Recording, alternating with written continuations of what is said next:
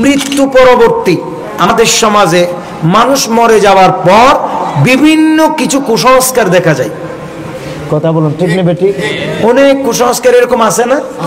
এগুলা আমাদেরকে বর্জন করতে হবে। যেগুলো কোরআন এবং হাদিসে নাই, যেগুলো সত্যিকারের কুসংস্কার, এগুলো আমরা বর্জন করতে হবে। যেমন মৃত্যুর পরে বেশ কিছু কুসংস্কার লক্ষ্য করা যায়, সেরকম 16টি কুসংস্কার আমাদের সমাজে প্রচলিত আছে।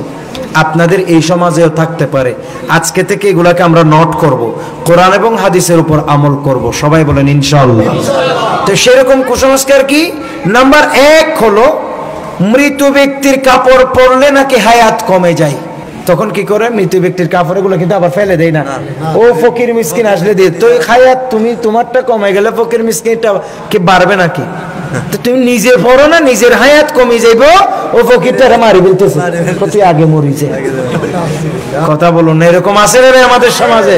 ইসলামের কোথাও এই সমস্ত কথার এগুলা কোনো ভিত্তি নাই। মৃত্যুর কাপড় এটা যদি আপনি মাইয়তের পক্ষ হয়ে সদকা করে দেন, এটা ভালো, মাইয়তের রূহে সওয়াব পৌঁছাবে। কিন্তু আপনি পড়লে হায়াত কমে যাবে, এই জন্য ফকিরকে দিয়ে দিবেন, তো ফকিরের হায়াত কমাইতেছেন কেন? এটা তো গুনাহ হবে। নাম্বার 2 হলো কবর থেকে ফেরত আনা জিনিস ঘরে ঢুকানো যায় না। যেমন কোদাল নিয়ে যায়, তারপর আরো ডেক্সি টেক্সি কি নিয়ে যায়, লাইটে নিয়ে যায়, এগুলা নাকি ঘরে আর ঢুকানো যাবে না। একদম অনেকেই তো কবরস্থানেই রেখে দেয়, ভালো জিনিসটা দেয় না, ও লাইটে রাখি আসে। এগুলো সব ব্যবহার করা যাবে, কোনো অসুবিধা নেই। নাম্বার 3 হলো অনেকেই বলেন ফাতিহার কিছু খাইলে নাকি স্মৃতিশক্তি কমে যায়। এটা আরেকটা বওতাবাজি এবং মিথ্যাচার। কারণ এই ফাতিহার জিনিসে অনেক দোয়া পড়েছেন। কথা বলো ঠিক নেবে ঠিক ভাই? দোয়া পড়েছেন ফাতিহার জিনিস আপনি, এই উলামায়ে কেরাম দোয়া পড়েছেন ফাতিহার জিনিসে। ফাতিহার জিনিসের ভিতরে আল্লাহর কোরআনুল কারীমের আয়াত পড়া হয়েছে। অতএব এই ফাতিহার জিনিসে কোনো জীবাণু থাকলে, বিষাক্ত কিছু থাকলে সেটা পর্যন্ত মরে যাবে আল্লাহর জিকিরের উসিলায়। কথা বলুন ঠিক নেবে ঠিক? আপনি কিভাবে বললেন এটা খাইলে স্মৃতিশক্তি কমে যায়?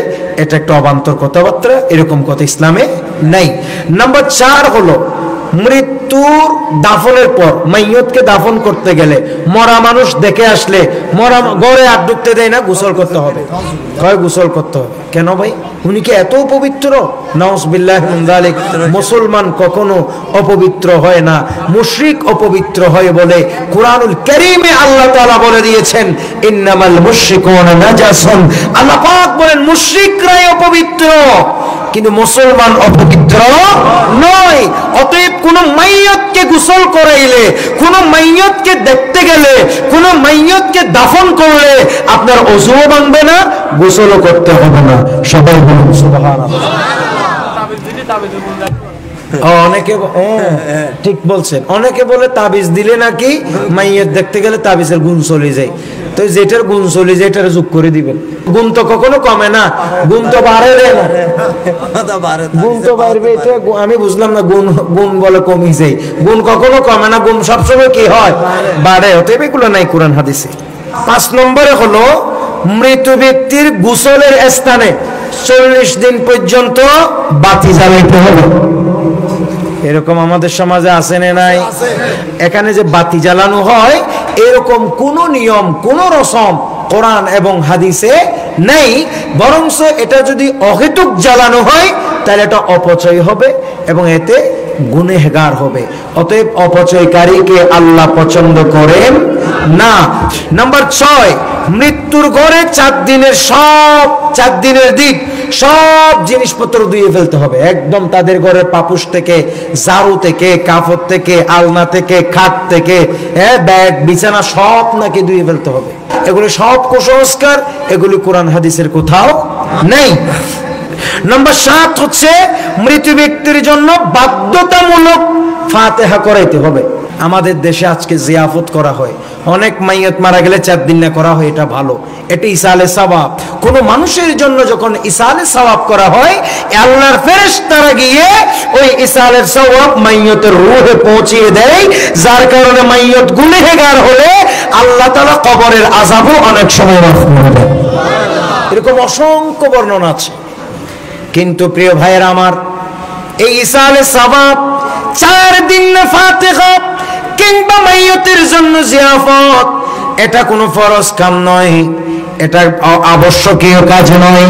কিন্তু এটা করতে যদি পারেন, মাইয়তের যদি ক্ষমতা থাকে, মৃত ব্যক্তির যদি আত্মীয় স্বজন থাকে, মৃত ব্যক্তির সম্পদ যদি থাকে, ওখান থেকে সাধ্য অনুযায়ী খরচ করে এই ফাতিহা করবে। কিন্তু ফাতিহা করাবার জন্য আলাদা জোরপূর্বক চাঁদা আদায় করা যাবে না। কথা বলুন ঠিক নেবে?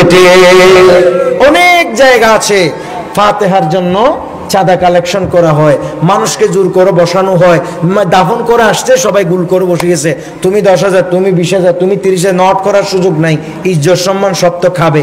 এখন বাধ্যতামূলক হয়ে দিতে হচ্ছে 4 দিনের দিন বিশাল মেজবা। প্রিয় ভাইয়ের আমার, এটা কোরআন হাদিসের এ সমস্ত এগুলো হচ্ছে হারাম, জোরপূর্বক ইসলামে কোনো কিচ্ছু জায়েজ নেই।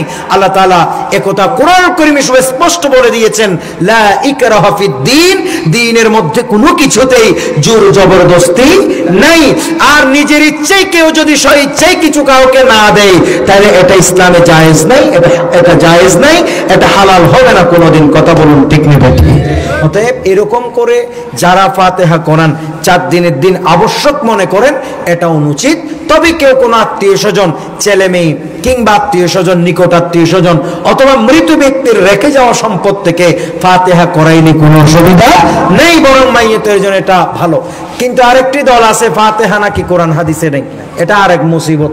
কোরআন শরীফের শুরুতে ফাতিহা, সুবহানাল্লাহ বলবেন না ভাই? কোরআন শরীফের শুরুতে ফাতিহা, পানি খাওয়ার সময় বিসমিল্লাহ পড়ে ফাতিহা দিতে হয়।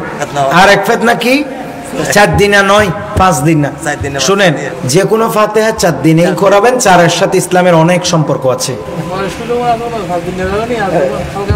বয়স কম হইলে 4 দিনে করে ফাতিহা, বয়স বেশি হলে 5 দিনে না। ও ভাবলে বেশি থেকে দেয় তুমি।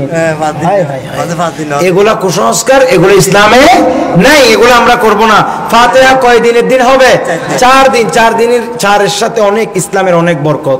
যেমন ইসলামের খলিফা 4 জন, হ্যাঁ, আসমানি বড় বড় কিতাব 4টি, আল্লাহর কুদরতের আরশের পায়া 4টি, এমনি করে করে 4টি বড় বড় মাযহাব, 4টি বড় বড় তরিকা, 4-এর সাথে ইসলামের ব্যাপক সম্পর্ক রয়েছে।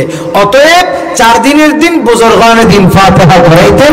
3 দিন পর্যন্ত যেহেতু শোক পালন, আর 4 দিনের দিন মাইয়তের জন্য ইসালে সওয়াব। আল্লাহ তাআলা আমাদেরকে বোঝার তৌফিক দান করুন। তো নম্বর 8 হচ্ছে 40 দিন পর্যন্ত গোসলের স্থানে কাটা দেয়া। এরকম দেখি দেয় না, জায়গাটার সংরক্ষণ করে রাখে, আবার সেখানে কাটা দেয়। ও আমার প্রিয় ভাই, রাস্তা থেকে কাটা সরিয়ে ফেলা, এটা হচ্ছে ঈমানের সর্বনিম্নতম শাখা। কিন্তু আপনি সেটারে বিকৃত কইরা আপনি মাইয়তকে যেখানে গোসল করাইছেন, রাস্তা হলে রাস্তা, ওটাকে গেরুয়া দিয়ে ওখানে আবার কাটা দিলেন। এটা তো সম্পূর্ণ হাদিস বিরোধী কাজ করলেন। কথা কোন ঠিক কিনা? এটা সম্পূর্ণ সুন্নাহ বিরোধী কাজ, এগুলো করা যাবে না। মাইয়তের স্থানে কাটা দেয়। অনেকে আবার মাইয়ত যেখানে গোসল করেছে সেখানে অনেকে পানি দেয় 40 দিন পর্যন্ত, পেয়ালা দিয়ে, বাড়ি দিয়ে, অনেকে অনেক কিছু, গ্লাস দিয়ে, অনেকে বোতল দিয়ে, অনেকে কলসি দিয়ে, সকালে দেয় বিকালে। তো আমি জিজ্ঞেস করছি একজনকে, এগুলো কেন দেয়া হয়? কয়েকগুলো মাইয়তে এসে খাই। হ্যাঁ, এত সাগর, এত নদী, এত টিউবওয়েল সব পার হই, এখানে ফসা পানি এগুলো নিয়ে খাইতে এসেছি। মাইয়তে এত বিয়া কলইছি, তোমার এই ফসা পানি খাইতে এসেছি। কথা বলুন ভাই, ঠিক না বেঠি? এগুলো নাই কোথাও, এগুলো অবান্তর। এগুলো কে বানাইছে আল্লাহ জানে সমস্ত। নম্বর 9, কবরে 40 দিন পর্যন্ত বাতি জ্বালানো, এটা তো বলা হলো। নম্বর 10 হলো রুটি বিলীন করা। এই যে কেউ যদি মারা যায়, রুটি বিলিয়ে দেয়া, মানুষকে রুটি দেয়া, 7 দিন পর্যন্ত রুটি দেয়া, অথবা 7 দিনের দিন দেয়া, অথবা 7টি মসজিদে দেয়া, এইরকম যত ধরনের এগুলো আছে আর কি, এগুলা সরাসরি কোনো সুন্নাহ দ্বারা প্রমাণিত নয়। এগুলা মৃত্যু পরবর্তী আমাদের যে সমস্ত কুসংস্কার, সেখানের ভিতর এটি একটি। কিন্তু কেউ যদি রুটি দিতে চান, মানুষ মারা গেছে, সেই হিসাবে ওনার ইসালে সওয়াবের জন্য কেউ যদি আপনি রুটি দিতে চান তাহলে রুটি কেন, গোশত দেন, রুটি দেন, কোনো অসুবিধা নাই, বাদ দেন, কোনো সমস্যা নাই, মাইয়তের ইসালে সওয়াবের জন্য এগুলোতে কোনো প্রবলেম নেই। কিন্তু এটাকে আবশ্যক মনে করা, এটাকে আমাদের চট্টগ্রামের ভাষায় কেউ কেউ সন লুড়ি বলে, এই সমস্ত এগুলাকে আবশ্যক মনে করা, এগুলো কোনোভাবে ইসলামে নেই। এগুলো একটা কুসংস্কার এবং এগুলাকে আবশ্যক মনে করা যাবে না। নাম্বার 11, মৃত্যুর ঘরের খাবার পচে গেলেও নাকি অন্য কোথাও দেয়া যাবে না। এরকম আছে কি, আছে কি নাই? আছে। যদি মনে করেন 3 দিনের দিন অনেক খাবার আসছে না, এই খাবার গুলো অনেক বাসি গেছে, অনেক জমে গেছে, এগুলো আর কাউকে দেয়া যাবে না, কাউকে খাইতে দেয়া যাবে না, এগুলো ফসে গেলে ফসাই ফেলতে হবে, এরপরেও কাউকে দেয়া যাবে না, এগুলো ইসলামের কোথাও নেই, এগুলো সম্পূর্ণ কুসংস্কার। নম্বর 12 হচ্ছে মৃত্যু ব্যক্তির দাদা কিংবা নানা মারা গেলে নাতি এসে ছাতা ধরবে, এরকম একটা সিস্টেম আছে। কিন্তু এখানে সবখানে আছে কিনা আমি জানি না, অনেক এলাকায় আছে আর কি। এগুলো ইসলামের মধ্যে নাই, এগুলো কুসংস্কার, এগুলো যেমন এখানে নেই, এটা কিছু কিছু এলাকায় কিন্তু আছে, শক্তভাবে আছে না। মানে নানা মরে গেলে, দাদা মরে গেলে নাতি এসে ছাতা ধরবে, নাউজুবিল্লাহি মিন যালিক। এটা আমি কেন বুঝি না, এগুলো কোথাও নাই, এগুলো কোথাও কোথাও চট্টগ্রামের টুকটাক এলাকায় আমি এগুলো দেখেছি, এজন্য এগুলো আমি নোট করছি দেখে দেখে। এগুলো নিষেধ, এগুলো কোরআন হাদিসে কোথাও নাই, এগুলো ফিতনা। নাম্বার 13 হচ্ছে মৃত্যু ব্যক্তির জন্য মাছ ফাতিহা করা। মৃত্যুর জন্য মাছ, গোশত, এগুলো মুরগি, অমুক, ডিম, দুধ, এগুলো কোনো কথা নাই, যে কোনো ফাতিহা। ফাতিহা মানে ইসালে সওয়াব, একদম কিচ্ছু ছাড়া শুধু পানি দিয়েও যদি আপনি যদি ফাতিহা দেন, সূরা ফাতিহা পড়েন, সূরা কুল হুয়াল্লাহ পড়েন, আপনি যদি যে কোনো সূরা পড়ে, কোরআনুল কারীমের আয়াত পড়ে আপনি যদি সেগুলা আপনি যদি দোয়া করে দেন এবং সেই পানিগুলো যদি আপনি সদকা করে দেন, কোনো গরিবকে খাওয়াই দেন, গরু ছাগলকেও খাওয়াই দেন, এটাও মাইয়তের জন্য ইসালে সওয়াব হবে। মাছ দিতে হবে, ছাগল দিতে হবে, মুরগি দিতে হবে, ডিম করতে হবে, এগুলো অবান্তর, এরকম নির্দিষ্টকরণ ইসলামের মধ্যে নেই। নম্বর 14 হচ্ছে মৃত ব্যক্তির ঘরে মেহমান যদি আসে, ওরা যদি ওই দিন দিনে দিনে চলে না যায়, তাহলে 4 দিন পর্যন্ত যাওয়া যায় না, ওদের ঘরে থাকি যেতে হবে।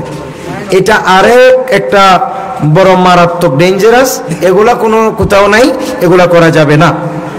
নাম্বার 15 হচ্ছে মৃত ব্যক্তির ঘরে জিনিস, কোন জিনিস 4 দিন পর্যন্ত কোথাও দেয়া যাবে না, এগুলো অবান্তর, দেয়া যাবে প্রয়োজনীয় জিনিসপত্র দিতে কোনো অসুবিধা নেই। এবং নম্বর 16 হচ্ছে গর্ভধারিণী কোনো মা মারা গেলে বাবা দেখতে পারবে না। এগুলো আরেক মানে কত কত এলাকায় আছে জানেন, এগুলো অনেক এলাকায় আছে যে নাকি মারা গেলে কোনো গর্ভধারিণী, অর্থাৎ কোনো যদি গর্ভবতী মা মারা গেছে, তার স্বামী তাকে দেখতে পারবে না। গর্ভ কিনলে হয়েছে, এই গর্ভ তার সন্তান কিনলে পেটে আছে, এই জন্য বলে দেখতে পারবে না। এই সমস্ত এগুলো কুসংস্কার, ইসলামের মধ্যে এগুলা নাই। প্রিয় ভাইয়ের আমার, সর্বোপরি কথা হচ্ছে যেহেতু কুসংস্কার আছে, আমরা সবসময় কুসংস্কারের বিরোধী। আমরা যারা সুন্নি, আমরা কোনোদিন কুসংস্কারকে প্রশ্রয় দিই না। আল্লাহ তাআলা আমাদেরকে বুঝার তৌফিক দান করুন। সকলে বলুন আমিন।